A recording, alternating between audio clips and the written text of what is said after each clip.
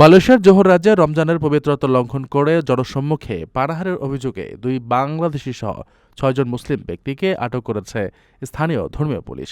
মঙ্গলবার সকালে জোহর বাহারু ও তাংকাক এলাকায় পৃথক অভিযানে তাদের আটক করা হয়। আটকদের বয়স ২৯ থেকে ৫৫ বছরের মধ্যে। অভিযানে আটকদের মধ্যে ২ বাংলাদেশির প্রকাশ্যে খাবার গ্রহণের বিষয়টি স্থানীয়দের মধ্যে বেশ চাঞ্চল্যের সৃষ্টি করেছে।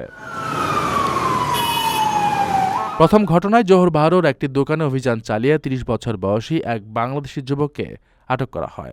আটকের সময় তিনি বিভিন্ন তরকারি ও ঝোল দিয়ে সাজানো এক প্লেট নাসিকান্দার এবং পানির বোতল নিয়ে আহারে ব্যস্ত ছিলেন। পেশায় কেশিয়ার ওই যুবক জানান, কাজ করতে করতে অতিরিক্ত ক্লান্ত ও ক্ষুধার্ত হয়ে পড়ায় তিনি রোজা রাখতে পারেননি।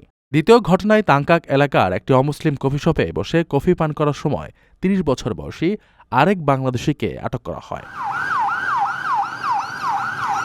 কর্তৃপক্ষ জানিয়েছে, আটকদের বিরুদ্ধে জোহর শরিয়া ফৌজদারি অপরাধ আইনের ১৫ ধারায় মামলা দায়ের করা হয়েছে। অভিযুক্তদের দ্রুতই শরিয়া আদালতে সোপর্দ করা হবে।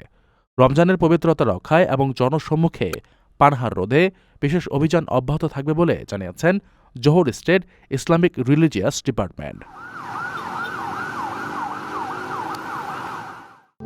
প্রবাসীদের জন্য নির্মাণ হচ্ছে দেশের প্রথম স্মার্ট সিটি, যেখানে থাকছে স্কুল, মসজিদ, হাসপাতাল, সুইমিং পুল, হেলিপ্যাড, পাঠাগার, জিম, সুপারমার্কেট, শিশু পার্ক সহ সকল নাগরিক সুবিধা।